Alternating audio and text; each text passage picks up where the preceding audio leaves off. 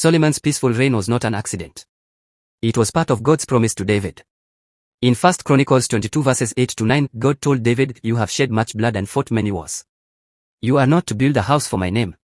But you will have a son who will be a man of peace and rest. I will give him rest from all his enemies. His name will be Solomon, and I will give Israel peace and quiet during his reign." This shows that Solomon was chosen to be a king of peace, not war. God himself wanted his time to be a time of rest and prosperity for the nation of Israel. Another reason Solomon didn't fight any war was because David had already fought all the major battles before Solomon became king.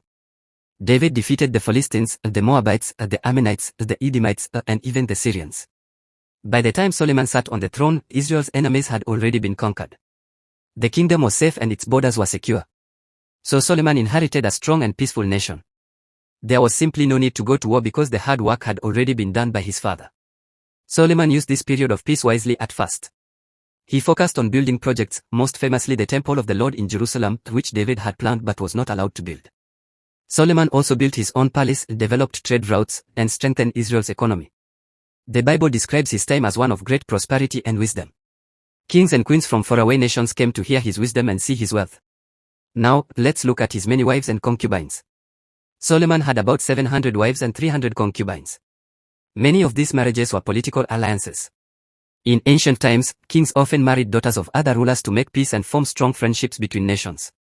For example, Solomon married Pharaoh's daughter of Egypt, which helped maintain peace between Israel and Egypt, 1 Kings 3 verse 1. So, his marriages were not the reason he didn't fight wars, in fact, they were part of the reason he could maintain peace without fighting.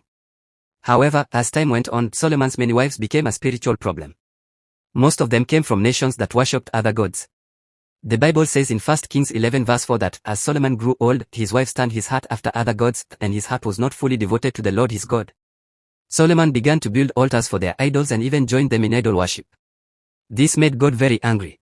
Because of this disobedience, God told Solomon that after his death, the kingdom would be divided, and that's exactly what happened. So, in simple terms, Solomon didn't fight wars because God planned his reign to be peaceful and because David had already given him a secure kingdom. His many wives helped him keep peace with other nations through alliances, but they later led him into sin and turned his heart away from God. In the end, Solomon's peaceful reign was meant to show the blessings of obedience and wisdom.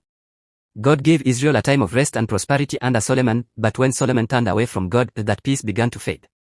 His story teaches us that true peace doesn't come from wealth, wisdom, or alliances, it comes from faithfulness to God. When we walk in obedience, God gives us peace on every side.